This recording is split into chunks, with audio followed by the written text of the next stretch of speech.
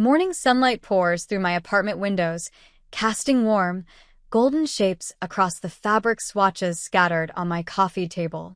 I've been up since 5, piecing together color palettes for the Henderson project, soft creams paired with muted blues, textures that feel inviting without being too bold.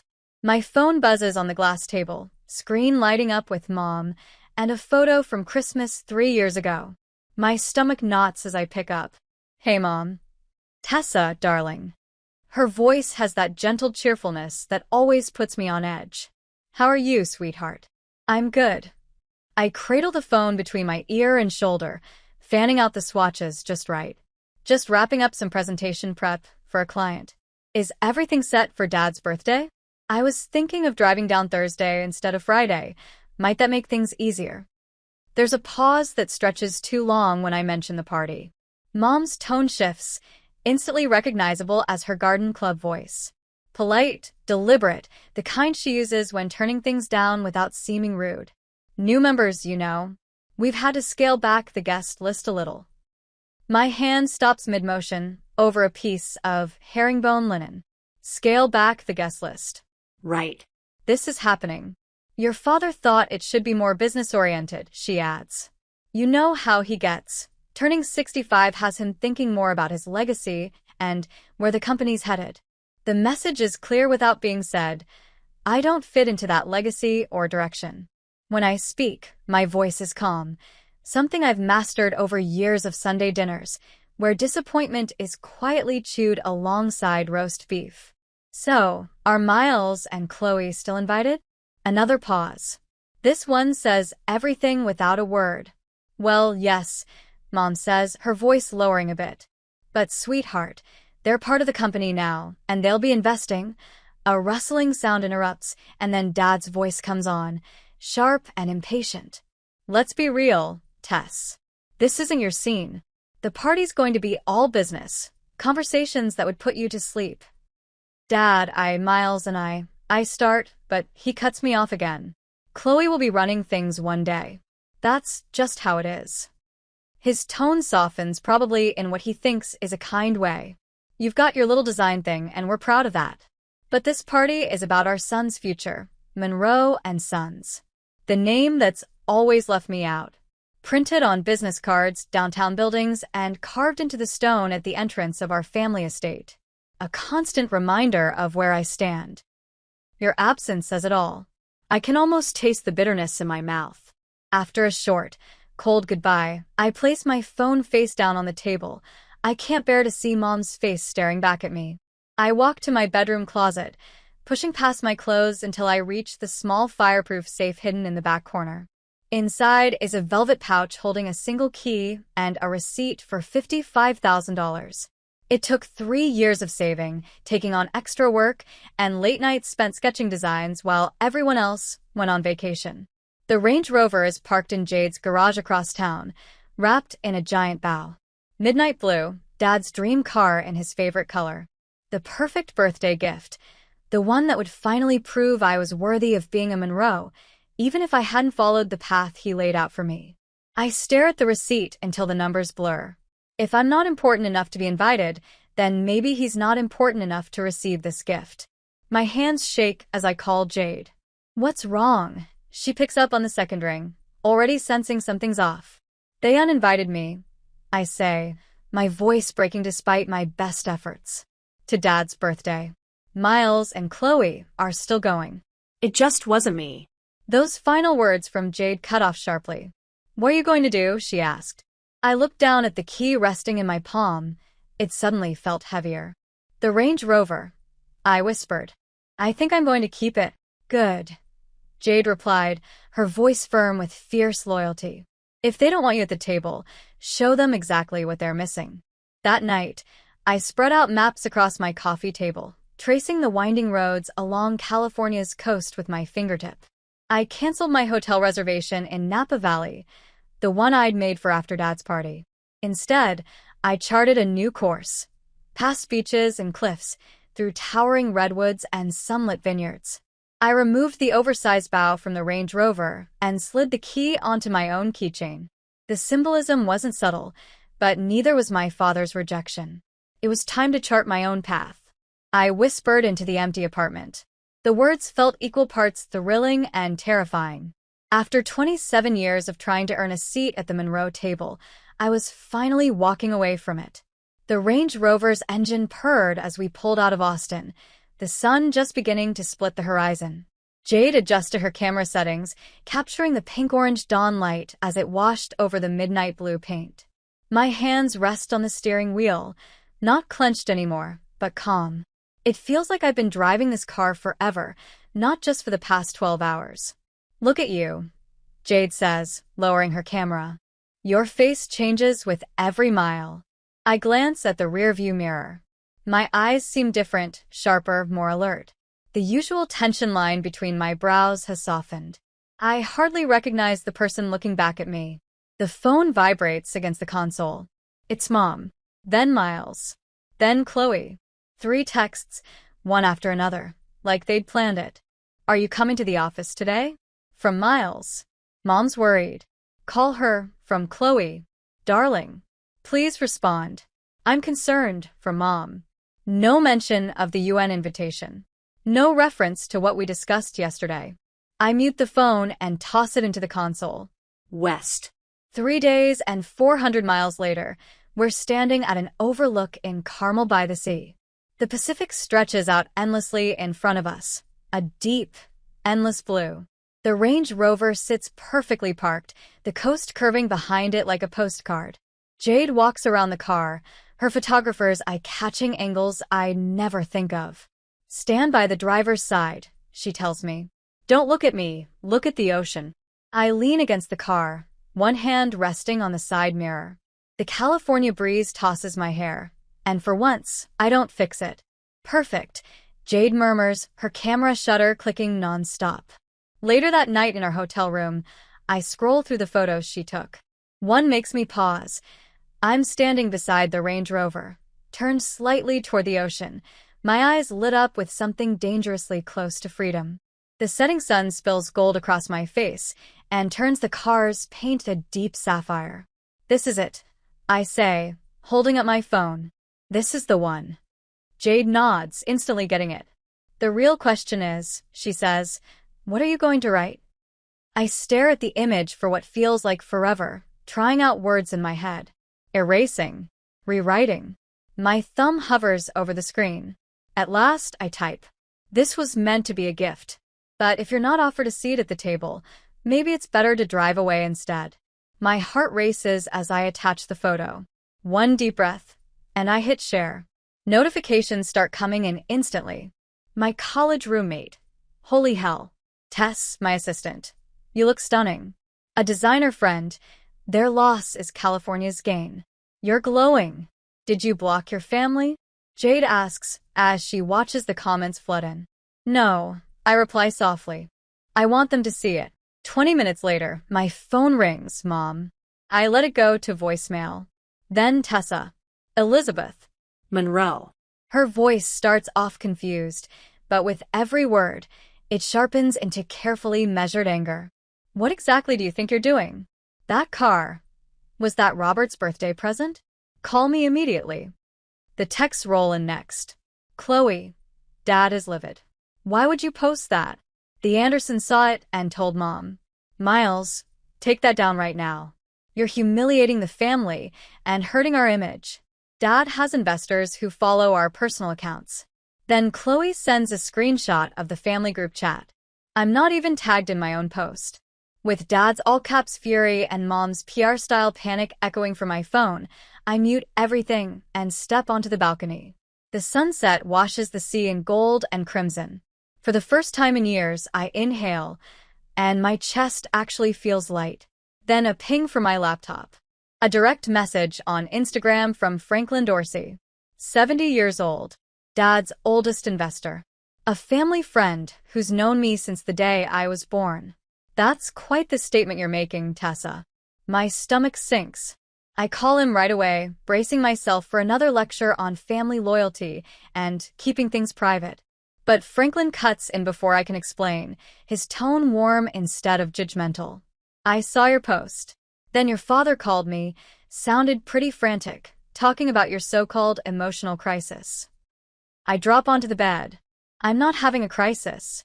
I didn't think you were, he says, pausing. I've always wondered when one of you kids would finally stand up to Robert. I stop breathing for a second. What? Your father didn't tell you. He left you out of his birthday celebration, did he? Franklin's voice holds the calm authority of someone who's negotiated decades in boardrooms. Curious detail to leave out. Do you understand why you did what you did now? Tessa, I've seen how they treat you for years. Always the quiet one. The afterthought. I noticed more than you think. My eyes sting with sudden tears. The next morning, I hear my mother's trembling voice in a voicemail. What did you say to Franklin? He's pulled out of your father's birthday celebration and canceled their golf game. Tessa, this has gone far enough. I play the message for Jade as we head toward Big Sur. No way, she breathes. Franklin Dorsey's practically a billionaire. Something like that. I can't stop the grin from spreading across my face. My phone buzzes with a text from Franklin. Sometimes the quiet ones make the biggest waves. That night, I sleep deeply. No dreams, curled up in a cabin overlooking the Pacific. It's the first night in years that I don't feel crushed by the weight of family pressure. When I wake, I remember something essential about waves. Once they're in motion, you can't pull them back. Joshua Tree unfolds before us like a world from another galaxy, twisted trees stretching toward a cloudless sky, massive boulders arranged like ancient relics. The sun scorches my skin as I follow Jade across the alien terrain. Our phones are locked safely in the Range Rover's glove box. This is perfect, Jade says, lifting her camera as I balance on a sun-warmed rock. Look out at the horizon, like you're planning your next big move. I chuckle but turn my gaze to the far-off mountains. For the first time in my adult life, I've gone a full day without checking my phone or stressing over family obligations. Freedom settles deep within me, like a truth I've always known but never fully acknowledged. Do you think your family has lost their minds yet? Jade asks, adjusting her lens. Probably, I respond, stretching my arms wide, taking in the vast emptiness, and honestly, I don't care. The day fades in a blur of desert trails, odd plants, and Jade's ongoing commentary about the light. We watch the sunset from Skull Rock, the desert air cooling rapidly around us before we head back to the Range Rover. Only then do I pull out my phone. Holy! The words stick in my throat as my screen fills with notifications. 17 missed calls, 32 text messages, 9 voicemails. Jade leans over, whistling low. That's what I call family panic. I scroll through the messages, feeling my stomach tighten with each one. Not from guilt, but from confirmation. Franklin pulled his investment. My voice feels far away as I read the business news alert. Monroe and Sons forced to shelve Riverside project. Jade starts the engine, and the headlights cut through the growing darkness. That's the $20 million project, right? She asks. I nod, opening my voicemail. My mother's voice fills the car, her usually composed tone cracking at the edges. Tessa, darling. Your father and I would love to have you at the party after all. We've been reflecting on how important families should be, particularly during major celebrations. Regarding that lovely gift you mentioned, well, that would truly make your father's day. Call us back, sweetheart. I delete her message without replying and play Miles's voice note. Do you have any idea what you've done? My brother's voice trembles with anger. Franklin withdrew and took 3 other investors with him. Dad's reputation is at risk here. Whatever your issue is, you need to fix this now. Jade glances at me sideways as we drive down the mountain road. You okay? Better than okay. I mute the phone and recline against the leather seat. For most of my life, I've been invisible to them unless they needed something. At least now they're being honest about it. At the hotel, I find an email from Chloe with family pictures attached. Christmas from 5 years ago, my college graduation, a beach vacation in Galveston, all carefully chosen to depict happy Monroe moments. As if those pictures could make me forget decades of being overlooked. Her message says, "We've always supported you. Family stays together, especially in tough times. Dad needs us now more than ever. Please come back home. I look at the photos, noticing things I hadn't before. How I'm always slightly distanced from the main group. How Dad's arm never fully reaches around my shoulder. How Miles and Chloe always seem to occupy the center in every shot. After a long shower, I type out one response to all of them. I've already made choices, just like you did. Then I upload another photo from today. I'm standing between giant boulders, not looking at the camera, but gazing toward distant mountains, with a simple caption about my own path. Day 6.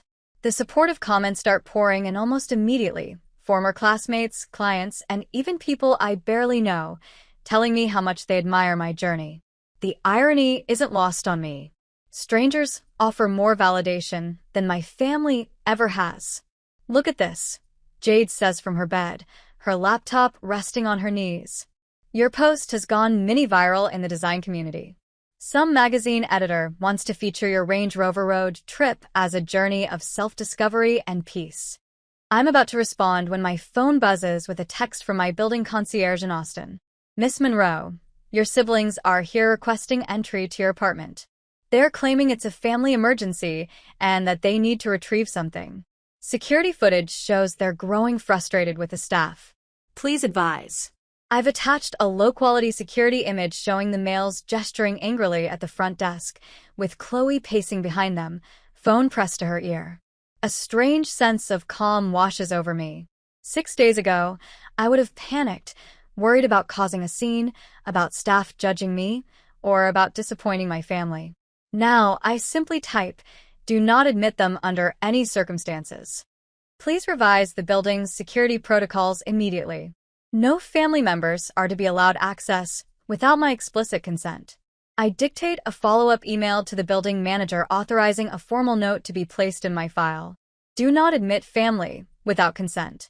Setting this boundary feels like putting down a heavy suitcase I've been carrying my whole life. You should see this, Jade says, turning her laptop toward me. An article from the Austin Business Chronicle shows my father's tight-lipped expression beneath the headline, "Monroe Development Faces Investor Exodus." Leadership questioned. I should feel guilty. I don't. The next morning, I find Franklin Dorsey himself waiting in the hotel lobby, his tall frame comfortably settled in a leather armchair. "Quite the road trip you're having," he says, standing up to greet me. "How did you find me?" "I've been in business for 2 years. He smiles, the lines around his eyes crinkling. "Finding people is the easy part. May I buy you breakfast? Over coffee and eggs?" Franklin leans in, his voice dropping. "Pulling my investment wasn't just about the birthday incident. Your parents have ignored solid advice for years. Risky acquisitions, outdated development models, and their refusal to address environmental concerns." I stir my coffee, watching the cream swirl into the dark liquid. "Then why now?" I ask. "Seeing how they treated you," he says, shaking his head. "That sealed the deal. In 40 years of business, I've learned that how people treat their family shows how they'll treat their partners. If Robert can dismiss his own daughter so easily, what hope do the rest of us have?" The validation I've never received from my own family sits across from me, offered freely by this new stranger. "What happens next?" I ask, and Franklin shrugs. "That depends on your father and on you," he replies, sliding a business card across the table. "When you complete this journey of yours, give me a call. I think we could work on something interesting together." I slip the card into my wallet, a small key to possibilities I hadn't even imagined a week ago. "Thank you," I say genuinely. "Don't thank me yet." Franklin's eyes glimmer with a mix of amusement and respect. Standing up for yourself is just the start. The real work begins after that. As he walks away, I realize I'm ready for whatever comes next. The Range Rover hums as I cross the state line back into Texas. The past 10 days along California's coastal highways still vivid in my rearview mirror. My hands relax on the steering wheel. The firm grip I had when leaving Austin has eased into something more assured. Almost home, I tell Jade, who's scrolling through her camera roll beside me. "Look at these," she says, turning her display toward me at a stoplight. Side-by-side photos, me on day 1 versus yesterday. Same woman, but with different eyes. I could create an entire exhibit around the transformation captured in the first image.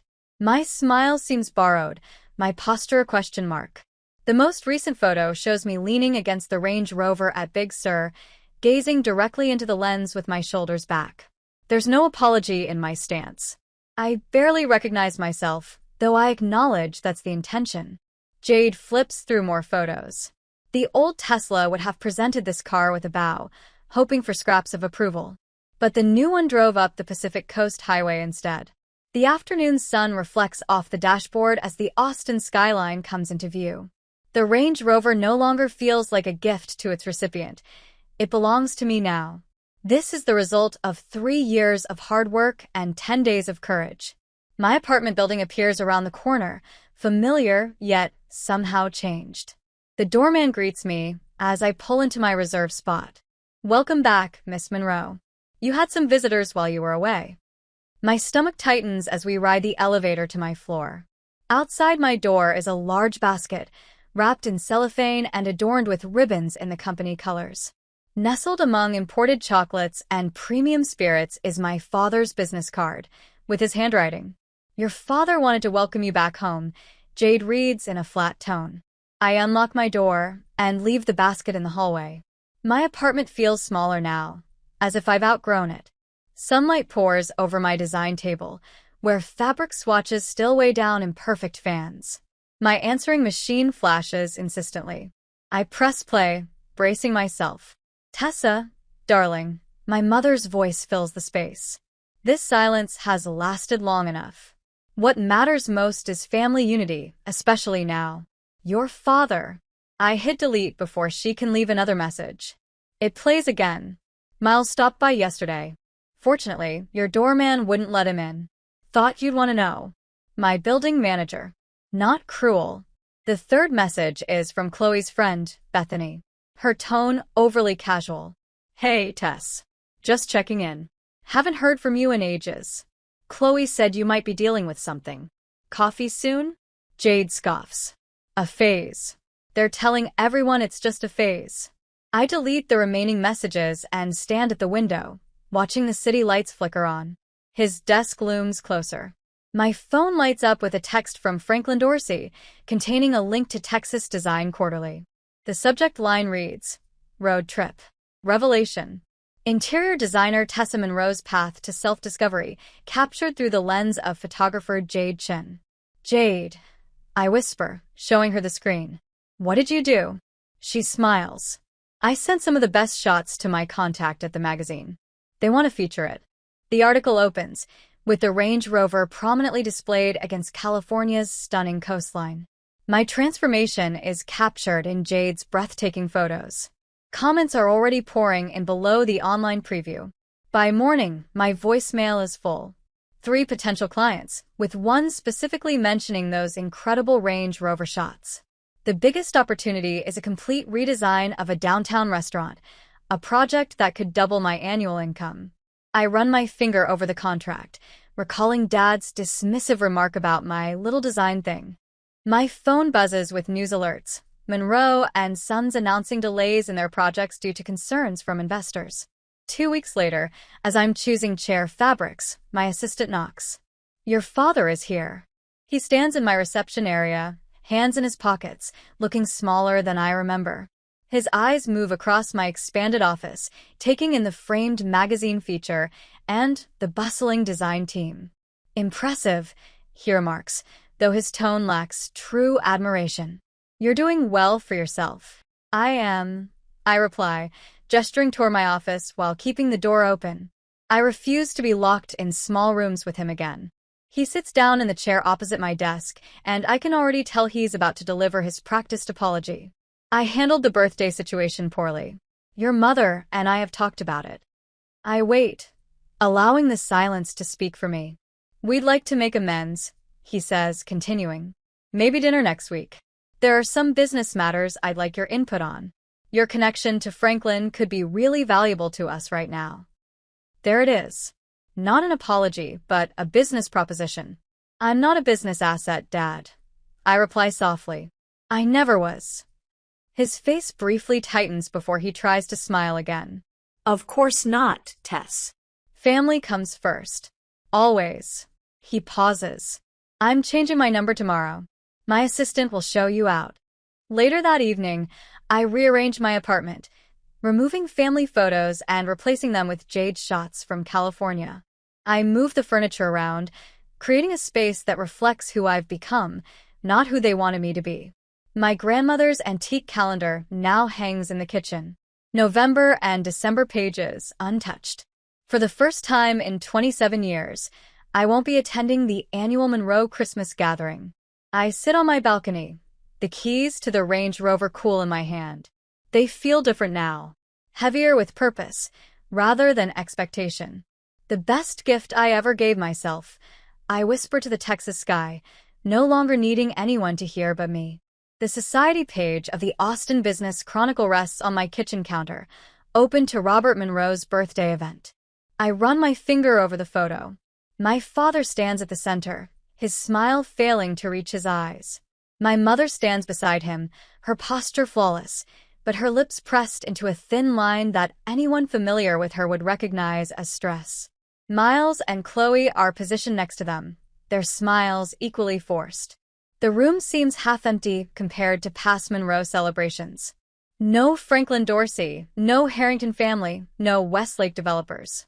The caption describes it as an intimate gathering of close business associates, but I know the truth. This is all about damage control. The most significant detail is what's absent. There's no mention of me, as if the youngest Monroe child never existed. I fold the paper shut and drop it into the recycling bin. My phone buzzes with a text from Franklin. Breakfast meeting tomorrow, 8 a.m. bringing someone you should meet. Since that first message on my road trip, Franklin has turned into an unexpected ally. When I returned to Austin, he invited me to lunch with the Dorsey's longtime interior designer, who was retiring. 3 days later, I gained 4 new clients, all of them Franklin's business associates. The irony isn't lost on me. For years, my father insisted I wouldn't succeed without the Monroe name opening doors. Now, that very name had become toxic in certain business circles, while my talent was finally speaking for itself. My design studio phone rings, snapping me out of my thoughts. Monroe Interiors. Is this Tessa Monroe? A woman's voice, vaguely familiar. This is she. Tessa. This is Victoria Weldon. My breath catches. Victoria Weldon, board member of Monroe and Sons, and my mother's closest friend. I've just purchased the Lakeway property and need an interior designer. Your name keeps coming up. I almost laugh. Victoria has known me since I was a baby, yet she's speaking as though we're strangers. This is intentional, a way to distance myself from the Monroe family drama while still making an effort to connect. That's a beautiful property, I remark, keeping my tone neutral. When would you like to meet to discuss your vision? After setting the appointment, I lean back in my chair, reflecting on what just transpired. Victoria Weldon didn't merely know about my father's business. She played a key role in financing it in the early stages. For her to hire me, rather than the design firm Monroe and Sons has worked with for 2 decades, is nothing short of groundbreaking. The following morning, Franklin introduces me to Elaine Hutchins, the city's top commercial property developer. By noon, I've signed a contract to design the interiors of her new boutique hotel. Your portfolio is impressive, she says as we shake hands. Though I must admit, Franklin's recommendation held significant weight. I nod in acknowledgement. I also value someone who stands their ground, she adds. Her eyes, sharp and perceptive, show the courage to break free from family expectations. News spreads quickly in Austin's business community. Later that evening, as I scroll through Instagram, I stop at Chloe's latest post, a throwback family photo with the caption, "Family loyalty, above all else, Monroe values." The comments are revealing. Aren't there 3 Monroe children? Where's your sister these days? Her design work is amazing. I also heard that Monroe and Sons lost the Westlake contract. Chloe hasn't replied to any of the comments. My phone buzzes with a news alert. It's a business journal profile on my father. I hesitate for a moment before opening it and begin reading. When asked about the company's recent changes, Monroe seemed defensive. We're adapting to market conditions, he said. When pressed about family involvement, Monroe explained that while his son Miles remains in a leadership role, his daughter, the designer, has chosen to pursue other interests. This is the first time he has publicly acknowledged his youngest daughter, Tessa, whose interior design business has gained impressive momentum in recent months. I set the phone down 3 months ago. Back then, these words would have meant everything. Now, they feel like remnants of a life that's no longer mine. The next morning, my therapy session focuses on this exact realization. The validation you spent years chasing arrived after you stopped needing it, Dr. Coleman says. How does that feel? Like waking up? I respond, surprised by the confidence in my voice. For so long, I believed that if they just acknowledged me, everything would fall into place. Now, I realize I had to acknowledge myself first. She smiles. That's a significant step forward, Tessa. Later that evening, Jade's photo exhibition opens downtown. The road less traveled showcases breathtaking images from her spontaneous California trip. The focal point is me, standing next to the Range Rover at Big Sur, gazing out at the horizon with a peaceful smile that hadn't shown up in photos for years. The gallery hums with lively conversation and admiration. I'm talking to one of Jade's photography mentors when suddenly, the chatter quiets in one corner of the room. I turn to see my mother standing alone, as elegant as ever in cream-colored silk, studying the photos with a composed expression. Our eyes lock from across the room. She moves toward me, and the crowd parts just a little. Your friend is very talented, she says, her voice softer than usual. These are beautiful.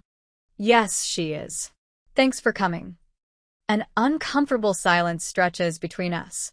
For once, my mother seems unsure of herself. Your new studio, she finally adds. I drove by yesterday. The building looks wonderful. We've grown. 3 new designers on the team now. She nods, her gaze flickering to the photograph of me at Big Sur. You look happy there, she says, her voice cracking just slightly. I made a mistake, Tessa, she whispers, almost too quietly to catch. The words I had longed to hear for so long. But instead of feeling victorious, I'm overcome by a strange, gentle sadness. I'm not seeking apologies, Mother. I meet her gaze head-on. I'm living my truth now. She blinks rapidly, her composure faltering.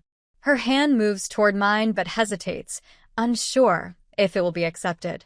I don't take it, yet I don't pull away either. Some distances can't be bridged in a single conversation. Around us, the gallery hums with life, art, and possibilities, none of which require the approval I once believed was necessary to breathe. The engine of the Range Rover purrs as I weave through downtown Austin's traffic. A year has passed since I claimed my father's gift as my own, and the leather seats now fit me like they were always made for me. I park in front of my design studio, Tessa Monroe Design, gold lettering on frosted glass, making me smile. Inside, 4 designers are gathered around a table filled with fabric samples, debating the best textures for the Westlake Hills project. My team. My vision. My success. The client specifically requested warmth, says Danny, my newest hire. These cool tones won't work. Then we need to show both options. I respond, placing my portfolio on the conference table. Let them see the contrast. The morning passes quickly with client calls and selecting materials. During lunch, I go through the advanced copy of Roads Less Traveled, the coffee table book Jade and I worked on together, showcasing her breathtaking photos of our journey through California, alongside my thoughts on discovering your own path. The publisher anticipates it will do well, which neither of us expected when we left Austin that morning a year ago. My phone vibrates with a message from Chloe, who's been sending me her weekly texts since leaving Monroe 6 months ago to launch her own marketing firm. She's become like a real sister to me. Her message asks if I'm free for lunch next Tuesday, to which I quickly reply yes. Mom calls every other Sunday now, a routine we set after a few strained coffee meetings. She respects the boundaries we've agreed on. Dad's name rarely comes up in conversation, and I don't ask about him. The company he devoted his life to is now simply Monroe Development, no more, and Sons. The irony is not lost on me. At 3 o'clock, I head to the Dorsey Foundation headquarters. Franklin's retirement party kicks off at 5, but as the guest speaker, I make sure to arrive early. The Range Rover takes prime parking, right by the entrance, where everyone will see it. It's no longer a sign of rejection but my trademark, the car that kickstarted my journey.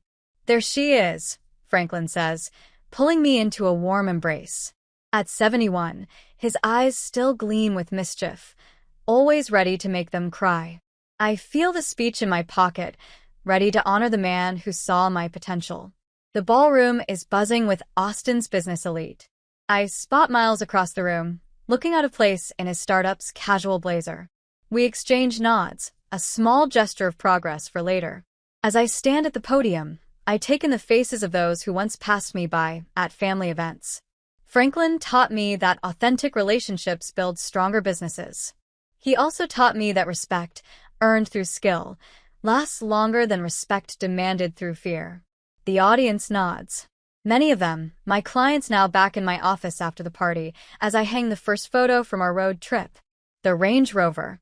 Next to it, Carmel by the sea. A view of the Pacific stretching beyond. Alongside that, I hang the framed brochure for my new mentorship program for young designers. 10 spots, fully funded. A way of giving back what Franklin gave me. The following morning, I drive through the Texas Hill Country, windows down. Springtime wildflowers blink at the roadside. My phone rings, and I answer on speaker. Miss Monroe, this is Alyssa Baker from your mentorship program. I just wanted to thank you again for the opportunity. No one has ever believed in me like this. A smile forms, light and free of any weight. Everyone needs someone who believes in them. Alyssa.